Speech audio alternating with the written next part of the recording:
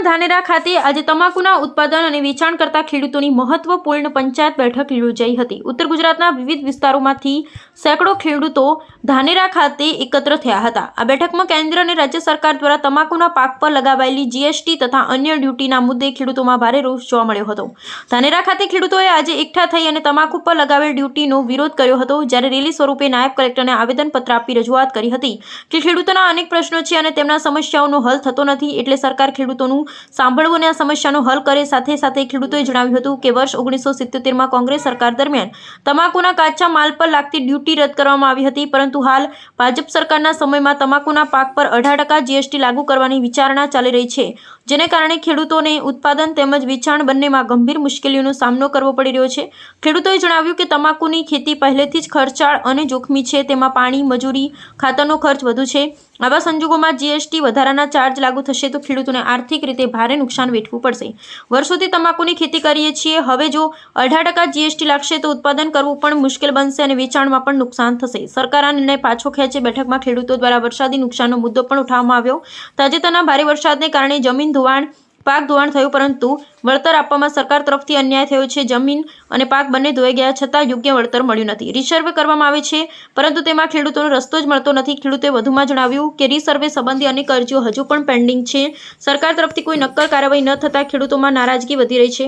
રીસર્વેની અરજીઓ મહિનાઓથી પેન્ડિંગ છે। સરકારે વહેલી તકે તેનો નિકાલ લાવે। આ બેઠકના અંતે ખેડૂતો દ્વારા સરકારને અપીલ કરવામાં આવી હતી કે તમાકુના પાક પરથી લાગેલી કે લાગનાર જીએસટી તાત્કાલિક હટાવવામાં આવે, રીસર્વે પેન્ડિંગ અરજીઓનો નિકાલ લાવવામાં આવે અને વરસાદી નુકસાનનું યોગ્ય વળતર ચૂકવવામાં આવે, નહીં તો આગામી સમયમાં ઉગ્ર આંદોલનની ચેતવણી પણ આપવામાં આવી હતી।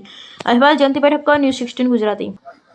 આજે આ ધાનેરા ખાતે જે તમાકુના ખેડૂતો, તમાકુ ઉગાડનાર અને વેચનારનું સંયુક્ત ઉપક્રમે આ મિટિંગ રાખી હતી। એમાં જ્યારે ખેડૂત પાસેથી માલ ખરીદીએ એટલે 18% એક્સાઇઝ લાદવાની સરકારને વાત કહી છે અને એના ઉપર 40% જીએસટી,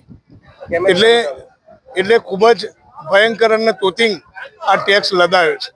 એની સીધી અસર ખેડૂત ઉપર થવાની છે, કારણ કે કાચા માલ ઉપર 1977-78થી સુપ્રીમ કોર્ટનું નોટિફિકેશન હતું અને જે તે વખતની સરકારમાં આ ટેક્સમાંથી મુક્તિ મળેલી હતી, એક્સાઇઝ પણ નહોતી। પણ જીએસટી આવ્યા પછી 28% જીએસટી લદાયો હતો, પરંતુ એ 28%ના બદલે 40% જીએસટી અને 18% એક્સાઇઝ નાખવાનો સરકાર વિચારી રહી છે। અને આ વિશે આજે બધા ભેગા થયા હતા। અમે સરકારમાં ફાઇનાન્સ મિનિસ્ટર, કૃષિ મિનિસ્ટર, કમિશનર અને તમામ જગ્યાએ ગુજરાતના તમામ એસોસિએશને રજૂઆત કરી છે, પરંતુ હજુ પણ સરકાર તરફથી કોઈ પણ સ્પષ્ટતા કરવામાં આવી નથી, જેને કારણે વેપારીઓ અને ખેડૂતો બંને એક અસમજમાં મુકાયા છે।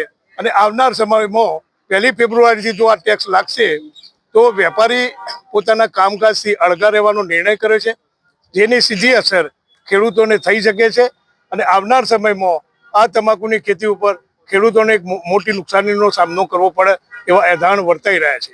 ગુજરાતમાં 50 વર્ષથી ખેડૂતો તમાકુની ખેતી તરફ આકર્ષાયા છે, જેને લઈને બનાસકાંઠા જિલ્લા ગુજરાતના 9 જિલ્લામાં લગભગ માનો કે 80 થી 90 લાખ મણ તમાકુ પાકી રહી છે। પણ આવનાર સમયમાં ફેબ્રુઆરીમાં ખેડૂતની સિઝન આવી રહી છે અને એમાં જ્યારે આ તોતિંગ ટેક્સના કારણે જો વેપારીઓ પોતાની ખરીદારીથી અળગા રહેશે તો ખેડૂતોને સીધી અસર થવાની પૂરેપૂરી શક્યતાઓ રહેલી છે અને જેને કારણે ખેડૂતને સીધી અસર થવાની શક્યતા રહેલી છે। મતલબ આ જે ટેક્સ લાગી રહ્યો છે કાચા માલ ઉપર લાગી રહ્યો છે, ઉત્પાદન ખેડૂત પાસેથી જ્યારે વેપારી ટ્રેડર્સ ખરીદે છે ત્યારે 5% આરસીએમ છે, અત્યારે જૂના સ્ટેટમાં એટલે 5% આરસીએમ છે અને એના ઉપર હવે આ નવો ટેક્સ 18% એક્સાઇઝ અને 40% જીએસટી, એટલે કે જે ખેડૂત પાસેથી તમાકુ ખરીદાય છે એ બિલકુલ જે વેપારી નાના વેપારીઓ છે એને સાફસૂફ જ કરે છે, ક્લિનિંગ જ કરે છે, કોઈ પણ પ્રકારની બીજી પ્રોસેસ થતી નથી। અને જેને કારણે અમારું એવું માનવું છે કાચું તમાકુ એ અમારું કાચું તમાકુ તરીકે જ ઓળખાય છે, તો કાચા તમાકુને યથાવત સ્થિતિમાં રહેવા દેવામાં આવે।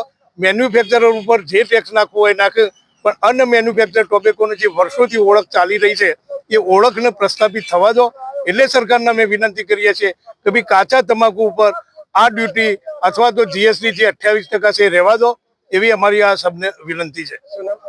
અરવિંદભાઈ પી પટેલ। જી ઓકે, વિવિધ મુદ્દાઓની માગણી સાથે આજે આવેદન પત્ર આપ્યું છે, રેલી યોજીને, શું કહેશો? આજે ધાંધ્રામાં કિસાન મહાપંચાયતનું આયોજન કરવામાં આવ્યું હતું. સરકાર દ્વારા અવારનવાર ખેડૂતોની ઉપર જે ટેક્સ નાખવામાં આવે છે તેના વિરુદ્ધમાં આજે ધાંધ્રામાં કિસાન મહાપંચાયતનું આયોજન કરવામાં, જેમાં હજારોની સંખ્યામાં આજે ખેડૂતો જોડાણા હતા. અમારી સરકારને વિનંતી છે કે જે ખેડૂતો કાળી મજૂરી કરીને માંડ પોતાનું પેટ્રોલ લડવા માટે ખેડૂત ઉત્પાદન કરે છે તેમાં ટેક્સ ખરેખર ના હોવો જોઈએ. પરંતુ આ સરકાર દ્વારા તાજેતરમાં જે તમાકુ ઉપર ટેક્સ નાખ્યો છે, 28% જીએસટી હતું તે વધારીને 40% કર્યો છે. 40% જીએસટી વધારવા છતાં પણ સરકાર ન ધરાઈ તો 18% વધારાની ડ્યુટી ઉપર લગાવી છે, અને જેના કારણે આ ટેક્સ લાગે છે, જેના કારણે ખેડૂતોનો પાક સસ્તો થાય છે. આખરે તો ટેક્સ વેપારી ખેડૂતો ઉપર જ ભોગવવાનું હોય છે. માટે સરકારને વિનંતી છે કે વારંવાર ટેક્સ નાખવાથી હાલમાં પણ ખેડૂતોની કમર તૂટેલી છે, તો આટલો બધો ટેક્સ હવે ખેડૂત સહન કરી શકે તેમ નથી. જો આ સરકાર દ્વારા ટેક્સ હટાવવામાં નહીં આવે તો આવનાર સમયમાં ઉગ્ર આંદોલન પણ થશે, અને જેની પરિસ્થિતિ કદાચ અણધારી પણ થઈ શકી હોય. માટે સરકારને હું ફરીથી વિનંતી કરું છું કે ગુજરાતમાં કંઈક નુકસાન ન થાય, ખેડૂતોને રોડ ઉપર ના આવવું પડે, અને ખાન ખરાબા થાય તે પહેલા સરકાર પોતાની જે પરિસ્થિતિ જાળવે અને ખેડૂતોનો ઉપર જે નાખેલો ટેક્સ છે તે હટાવી લે.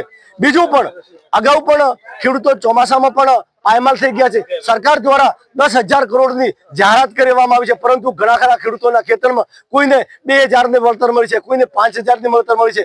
જેને પૈસા આપ્યા છે તેમને વળતર પૂરું મળ્યું છે, જે ખેડૂતોએ કોઈને લાંચ નથી આપી તે ખરેખર સહાયથી વંચિત રહી ગયા છે. તો સરકારને તે પણ મારી વિનંતી છે કે જે અધિકારીઓએ ખેડૂતો સાથે જે ગદ્દારી કરી છે તેમની સામે પણ એક્શન લે તેવી મારી માંગણી છે. કાળુભાઈ તરફ ધાનેરા. જી આજે બનાસકાંઠા જિલ્લાના ધાનેરા તાલુકાની અંદર ખેડૂત મહાપંચાયતનું આયોજન હતું.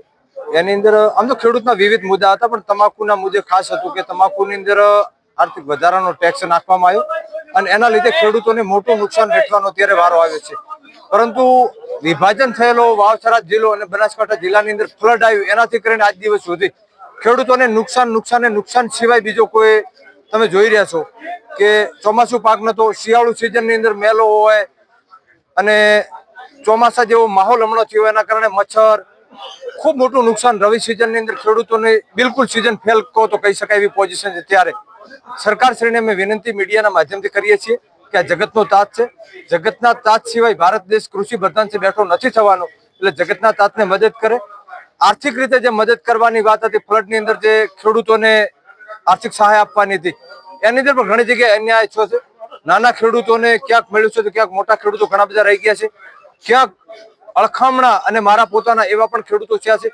કોઈ ખેડૂતને 5-7 હજાર ને કોઈને 44,000. એટલે ખેડૂતોની હાથે અન્યાય ન કરવામાં આવે, તમામ ખેડૂતોને સરખા ગણવામાં આવે, અને જે ખેડૂતોના વિવિધ મુદ્દાને લઈને આજે આવેદનપત્ર આપ્યું છે તેની સત્વરે માંગ પૂરી કરવામાં આવે એવી રાષ્ટ્રીય કિસાન સંગઠનના કાર્યકર્તા તરીકે માંગણી કરું છું. જય જવાન જય કિસાન. રામસિંહભાઈ રાજપૂત.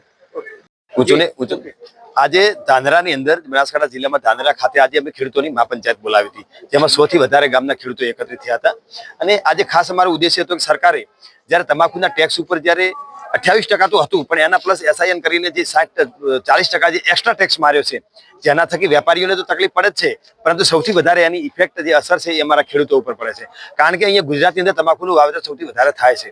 તો ખેડૂતોને ધ્યાને રાખી સરકારે આ ટેક્સ સત્વરે પરત ખેંચવો જોઈએ, અને જો આ ટેક્સને પરત ખેંચવામાં નહીં આવે તો અમારો પાક એ ધૂળના ભાવે જશે. તો એવું અમે થવા નહીં દઈએ. જો આ સરકાર સત્વરે આનો નિર્ણય નહીં લાવે તો એના પડઘા કદાચ ગુજરાત સુધી પણ પડશે. ખેડૂતો દ્વારા આજે પંચાયત બેસાડવામાં, શું કહેશો? આજે ધાનેરા મુકામે ખેડૂતોની પંચાયત બેસાડવામાં આવી હતી, અને મોટા પ્રમાણમાં રેલીમાં ઘણા ખેડૂતો જોડાણા હતા. ખેડૂતોનો પ્રશ્ન એવો છે કે અત્યારે સરકારે જે ડ્યુટી નાખવામાં આવી છે તમાકુના પાક ઉપર, એની અસર સીધી ખેડૂતોને થાય છે, અને ખેડૂતોને જે પોષણક્ષમ ભાવ મળવા જોઈએ એ મળશે નહીં એવી શંકા હોવાના કારણે એ ડ્યુટીને ઘટાડવા માટે સરકારને વિનંતી કરવા માટે આજે મહાપંચાયત મળી હતી. પણ જ્યારે ખેડૂતો ભેગા થયા ત્યારે બીજા પણ પ્રશ્નો આવરી લેવામાં આવતા હોય છે. ખેડૂતોને પ્રશ્નોની અંદરથી જે ધોવાણના પ્રશ્નો હતા, ચોમાસામાં શિયાળુમાં મેલો પડી ગયો છે, આમ ખેડૂતને તો કર્મમાં કાઠું તો કાઠું જ છે. એવા સમયે ખેડૂતોને જે ધોવાણમાંથી અનિતિ થઈ છે, અને કોઈ ખેડૂતને વધારે પૈસા મળ્યા, કોઈ ખેડૂતને ઓછા પૈસા મળ્યા છે, આ ભેદભાવવાળી જે નીતિ છે એ જ બતાવી આપે છે કે એમાં કંઈક ને કંઈક રજવાડું આવવું જોઈએ. તો મારી વિનંતી છે સરકારે કે જે ખેડૂતોને ઓછા પૈસા મળ્યા હોય અને પાડોશીને મળ્યા હોય એ પૈસા હવે પણ સરકાર આપે એ મારી સરકાર સાથે વિનંતી છે. સર્વે માપણીનો પણ પ્રશ્ન આવો જ છે. સર્વે માપણીની અંદર પણ 10 વર્ષ પહેલા સર્વે માપણી કહી હતી. સર્વે માપણીમાં ખેતરો ખોવાઈ ગયા છે. કોઈની જમીન ક્યાંય બોલે છે, કોઈની જમીન ક્યાંય બોલે છે અને ખેડૂતો અભણ હોવાના કારણે અમે કોઈ રેકર્ડ પણ જોયું નથી. એવા સમયે ભવિષ્યની અંદરથી એક ખેડૂતો પોતાના ભાઈઓ ઝઘડાય નહીં અને એને કૂટાય નહીં. એના માટે ખેડૂતોને પણ આજે વિનંતી જાહેરમાં કરી છે કે તમે તમારા સર્વે નંબર જોઈ લો કે તમારો સર્વે નંબર તમે જ્યાં તમે ખેતરમાં છો એ જગ્યા છે કે બીજી જગ્યાએ બેસાડેલી છે. જો એ બેસાડેલો ન હોય તો 1 વર્ષથી સરકારે આ વર્ષે પણ 2026 ડિસેમ્બર સુધી મુદત વધારી છે. તો એની અંદરથી અરજી કરી અને તમારી ખેતરનું ઠેકાણું પાડો.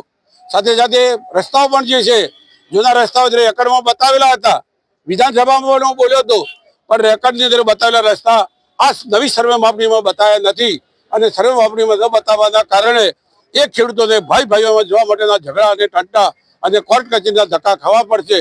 આ માટે સરકાર સાથે અમારી વિનંતી છે કે આવા બધા ખેડૂતોના પ્રશ્નોને ધ્યાનમાં રાખી અને ખેડૂતોને જગતનો તાજ છે એ અન્ન દેશને પૂરું પાડે છે તે ખેડૂતના સામે લાગણી રાખી અને ખેડૂત કાયમ માટે ટકી રહે એવી આપ સૌને મારી વિનંતી છે.